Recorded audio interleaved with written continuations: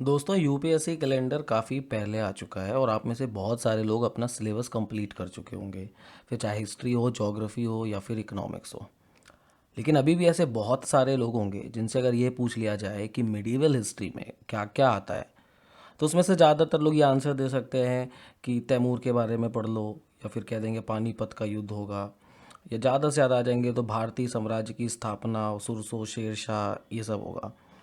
लेकिन एक clear timeline, एक क्लियर कंटेंट के बारे में बहुत कम लोगों को पता होता है, और जिनको पता होता है ऑफ कोर्स उन्हीं का सिलेक्शन हो रहा होता है, या फिर प्रोबेबिलिटी काफ़ी ज़्यादा होती है। पिछले वीडियो में मैंने बात करी थी एंशियंट हिस्ट्री में क्या क्या आता है, वहीं मैं यहाँ बात करूँगा मिडिवल हिस्ट्री में आपका क्या क्या आने वाला है, कौन सा कंटेंट होगा। ये प्रीलिम्स प्लस मेंस दोनों के लिए ज़रूरी है। पिछला वीडियो नहीं देखा तो ज़रूर जाके देख लेना। यहाँ बात करेंगे मिडिवल हिस्ट्री के बारे में। तो यहाँ सबसे पहले अगर बात करी जाए क्या आएगा, तो आएगा आपका central Asian politics and the advance of Babur towards India.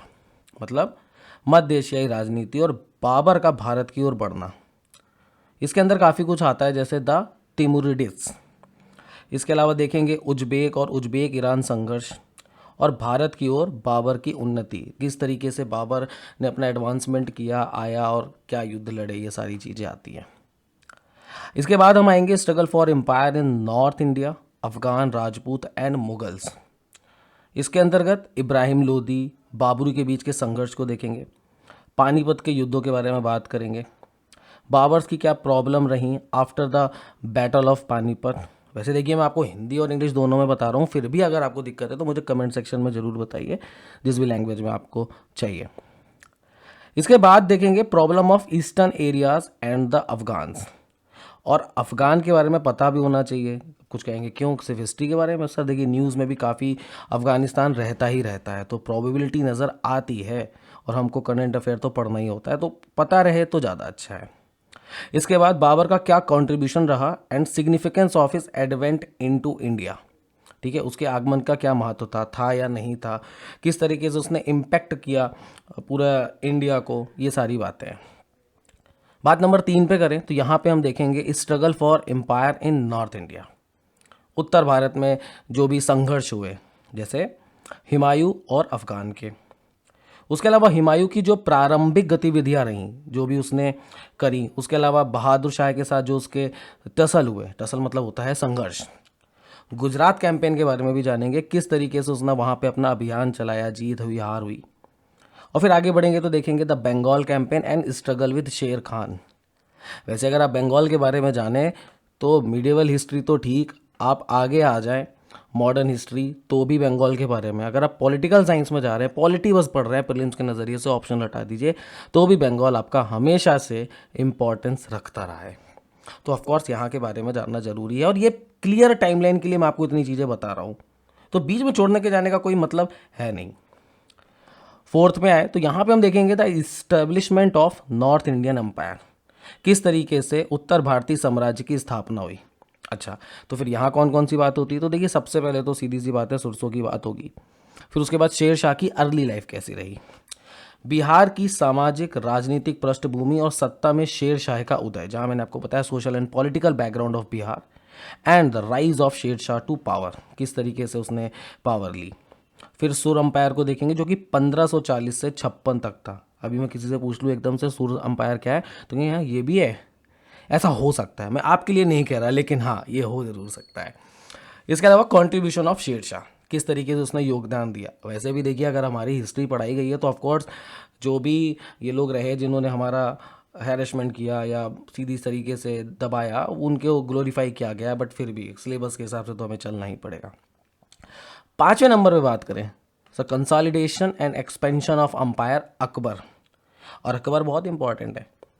जैसे जब मैं आपको एंशियंट हिस्ट्री के बारे में बता रहा था, तो मैंने आपको बताया था जैनिज्म और बुद्धिज्म से एक क्वेश्चन यूजुअली देखने को मिल जाता है, चांसेस बहुत हाई होते हैं। अब एक दो बार नहीं आया तो ये मत कहना कि आप तो ऐसे ही कह रहे हो, ठीक है। इसके अंदर क्या क्या देखेंगे, तो सबसे पहले तो अफगानों के साथ जो संघर्ष हुआ, हेमू का। फिर उसके बाद struggle with nobility, Bairam Khan के साथ। अच्छा, फिर आती रेजेंसी, जो रिवोल्ट हुआ था उज्बेक नोबल्स के साथ, उसके बारे में देखेंगे। अच्छा, रिवोल्ट मतलब विद्रोह होता है। उम्मीद करता हूँ ये बातें तो पता ही होंगी। फिर उसके अलावा early expansion of the empire, जो कि 1560 से 76 तक था। इसके अंतर्गत क्या क्या है, तो सीधी सी बात है, मालवा में क्या हुआ, फिर उसके अलावा गढ़ कटंगा में, राजस्थान में क्या हुआ, गुजरात, ईस्टर्न इंडिया। और अगर आप अकबर के बारे में जानेंगे तो अकबर का इंटरेस्ट इस तरफ रहा है। ऑफ कोर्स वो अपने आप को ज़्यादा से ज़्यादा दूर तक लेके जाना चाहता था, और भी जो उसकी बिजनेस पॉलिसीज़ थी और जिस तरीके से वो लोगों को जीतना चाहता था, वो सारी बातें थी। उसके अलावा जो भी उसके रिलेशंस रहे राजपूत के साथ, बड़ी इंटरेस्टिंग स्टोरी है, जिन्होंने पढ़ा होगा उनको याद आ गई होगी। लास्ट में क्या है, तो वो है आपका growth of composite ruling class, किस तरीके से एक समग्र शासक का विकास हुआ। और फिर उसके बाद सीधी सी बात, विद्रोह उत्तर पश्चिम में साम्राज्य का और विस्तार, जो भी हुई चीज़ें वो सारी बातें में देखना है।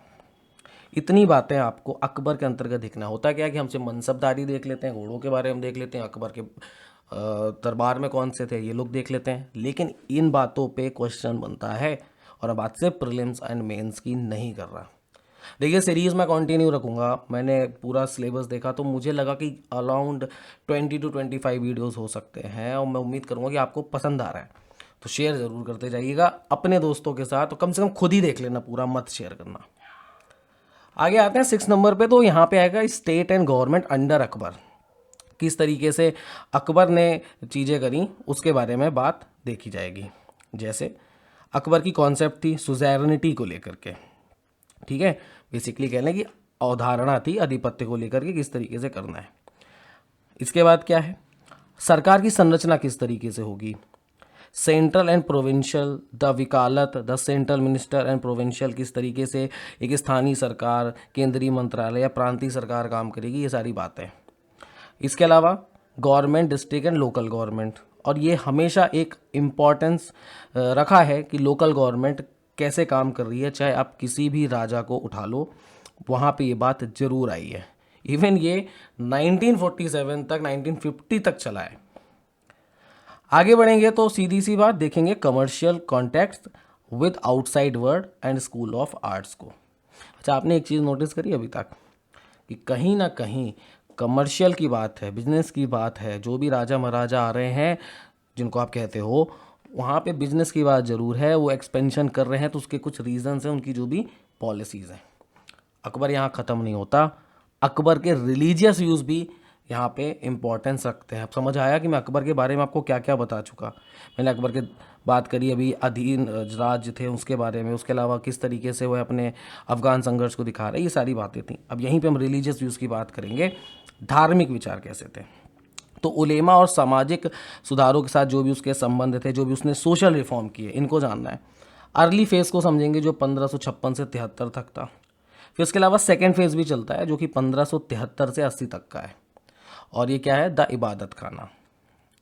आगे देखेंगे तो कुछ डिबेट्स हैं, major breach with orthodox, orthodox मतलब रूढ़िवादिता, जो भी उल्लंघन हुआ है किसका, आपकी रूढ़िवादिता का। उसके बाद उलेमाओं के बारे में जानना है, जिस किस तरीके से इनका पुनः संगठन किया गया। मदद ए माश ऑफ, जो भी अनुदान दिए गए। थर्ड और फाइनल फेज था दीन इलाही स्टेट, याद रखना है 3 फेज थे रिलीजियस व्यूज में, और तीसरा कौन सा था, दीन इलाही। और यहीं पे लास्ट था आपका पॉलिसीज एंड रिलीजियस टॉलरेशन। वैसे कहा जाता है कि अकबर काफ़ी रिलीजियस टॉलरेट था, बट अगर थोड़ा अच्छे से हिस्ट्री पढ़े तो पता चलता है कि ये तो कुछ और ही थे। 8वें नंबर पे आते हैं, और यहाँ पे है the Deccan and the Mughals up to 1667। अब ये क्या है, इनको भी देखते हैं। तो यहाँ पे हम जानेंगे डेक्कनी स्टेट को, जो पहले तो एक फेज चलेगा 1595 तक का। उसके अलावा जो मुगल का एडवांसमेंट हुआ डेक्कन की तरफ, एडवांसमेंट मतलब वो बढ़े, किस तरीके से वो अपना एक्सपेंशन करना चाहते थे बेसिकली।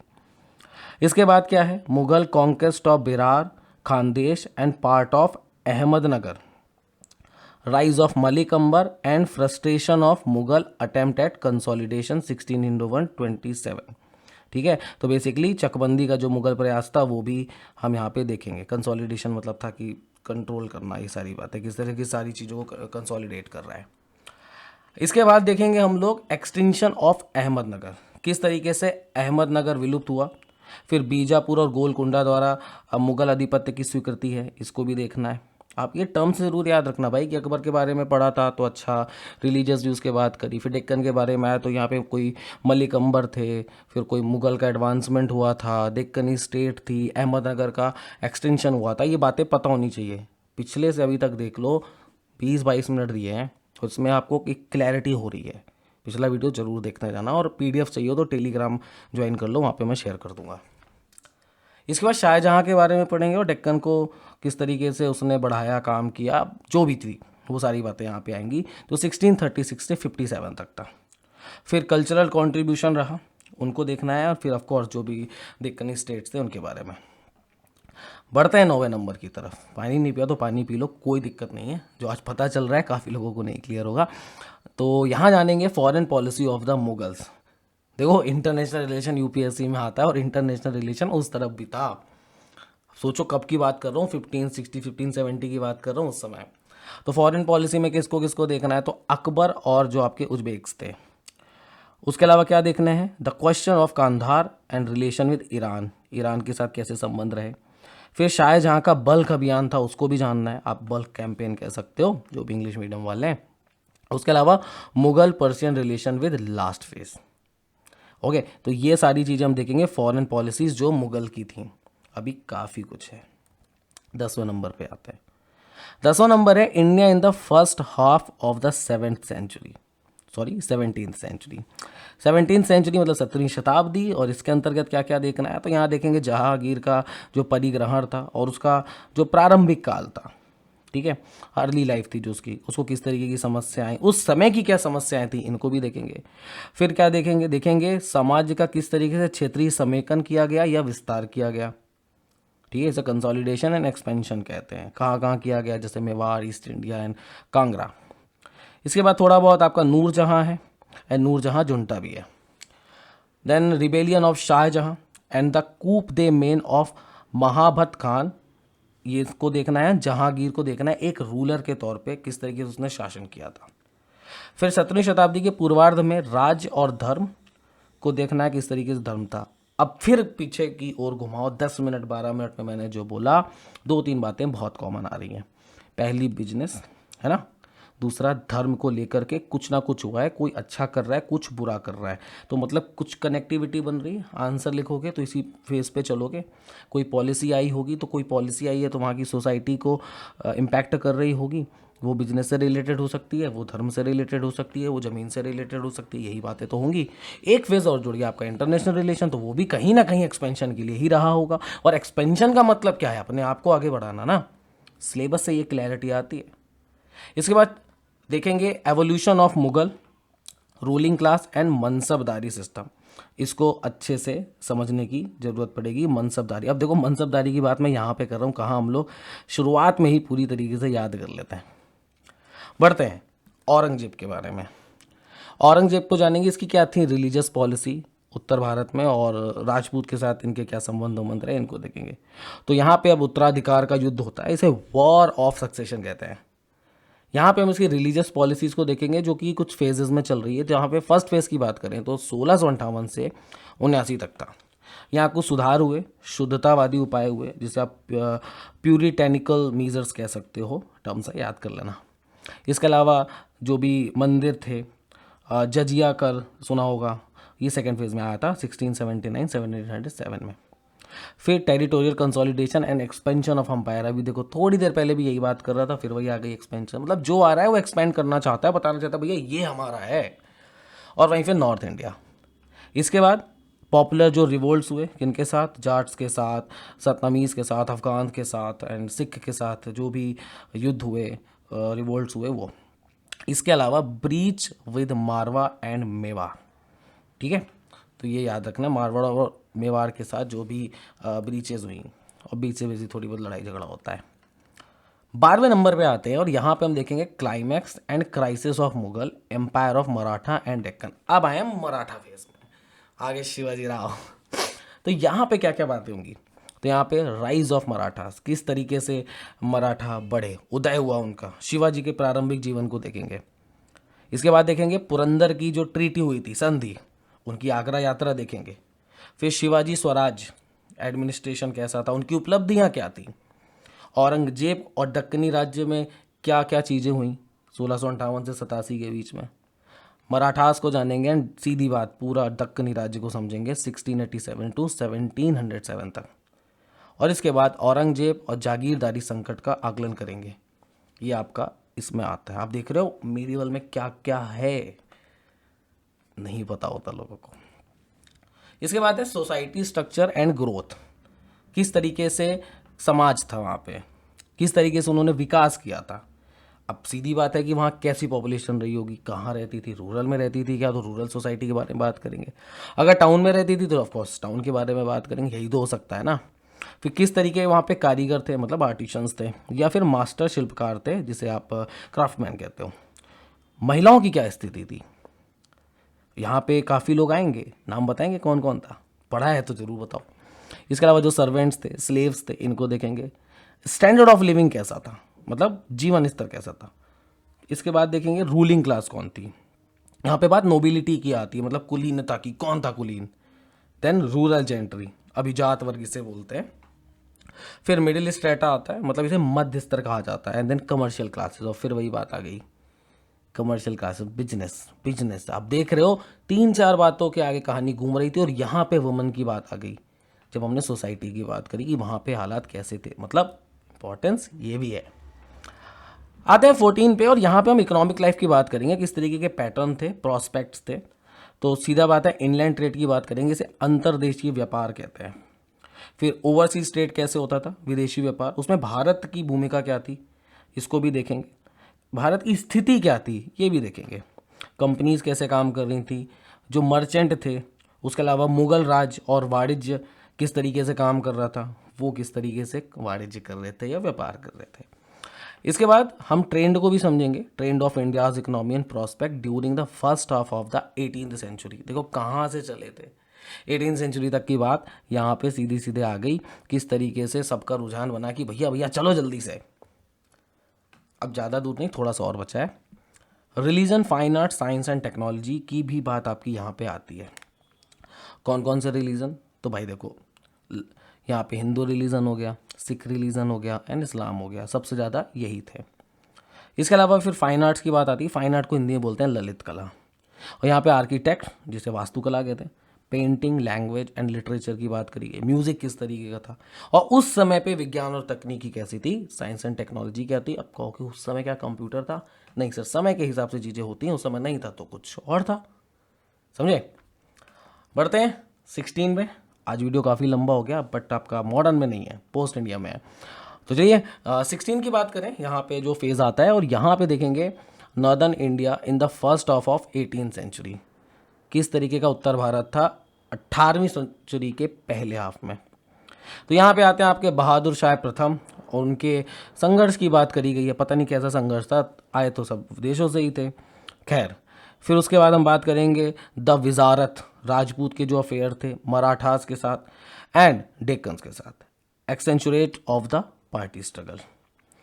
इसके अलावा क्या क्या है, इसके अलावा है स्ट्रगल फॉर न्यू विजारत, जुल्फिकर खान, जहांदार शाह जो 1712 से 13 तक था। ये बिल्कुल मतलब समझ लो डिक्लाइन हो रहा है, अब मुगल्स जा रहे हैं, अब कहानी कुछ और चलेगी, जो हम कहाँ पे आएंगे, मॉडर्न हिस्ट्री में देखेंगे।